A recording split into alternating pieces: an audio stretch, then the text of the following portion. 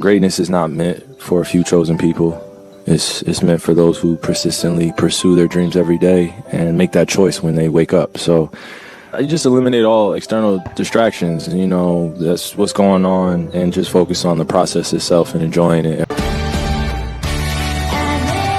Konting sikap pa, kung ano man yung buhay na pangarap mo, basta lagi lang diretso yung pananaw mo at huwag ka magpapa-apekto sa sasabihin ng mga nasa paligid mo. Kasi kahit anong gawin mo, meron at merong masasabi. Bumaba ka sa buhay, sasabihin nila naging pabaya ka. Umangat ka sa buhay, sasabihin nila naging mayabang ka. Walang lusot, meron at merong masasabi ang mga tao sa atin. Kaya kung ano yung gusto nating gawin, hanggat alam natin hindi masama yun, gawin natin ang gawin. Alam nyo, ang mga tao, walang pakialam yan sa proseso kung paano nyo ginawa, paano nyo tinrabaho.